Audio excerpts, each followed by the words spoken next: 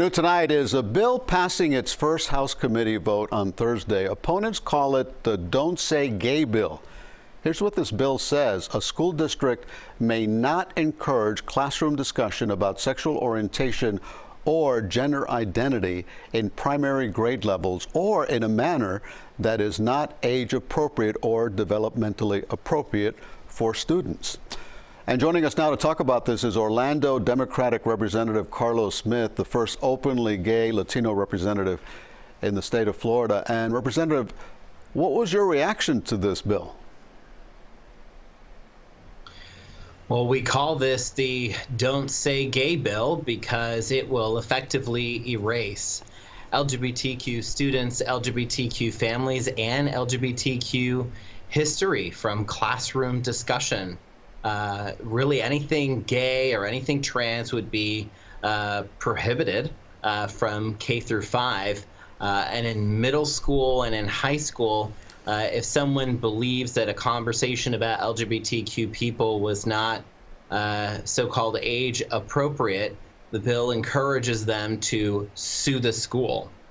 LGBTQ Floridians like myself are a normal and healthy part of our society and of our schools.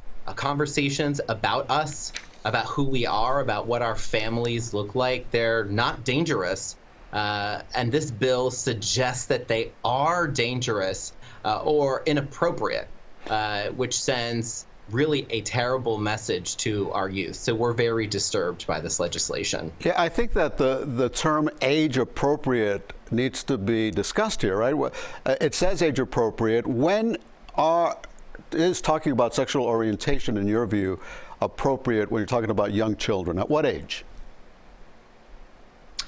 Well, just to be clear, when it talks about age-appropriate discussions of sexual orientation or gender identity, we're not talking about sexual education. We already have statutes and laws in the state of Florida that regulate sex education. We are really talking just about the existence of LGBTQ people. That is what that language seeks to censor. These types of bills that want to censor conversations about who LGBTQ people are, or bills that are trying to censor conversations about race and about racism, as we are seeing those move through the legislature this year as well, they are antithetical to the fundamental purpose of our schools, which is to teach our kids. Yeah, give me an example of a conversation that would take place in a K through 5 classroom that right now could take place, but if this bill were passed, it couldn't take place. Give me one example. So let's say a fourth grader decides that as part of an assignment, they want to talk about themselves, they want to talk about their family, the types of things that make their family special or different, and they come in and they want to have a conversation about their two moms.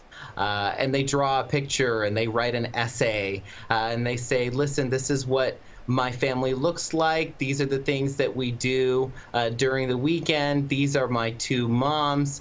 And here we are. We have a discussion about an LGBTQ family. And, we also want to mention the possibility of talking about LGBTQ history in K-5. I represent a district in Orlando. 5 years ago, we all know what happened at Pulse nightclub, where 49 mostly LGBTQ people were murdered. This tragedy is very much a part of who we are in Central Florida, and not only the descendants, but the nieces, nephews, relatives, and neighbors of those taken at Pulse nightclub are children in our public schools. These are conversations that we should be encouraging. They're conversations that we are having, and they're important conversations to have with our kids. Okay, State Representative Carlos Smith from Orlando, you mentioned Pulse, and we saw what hate could lead to in that awful situation. Thank you so much for joining us to talk about this. Thank you for having me.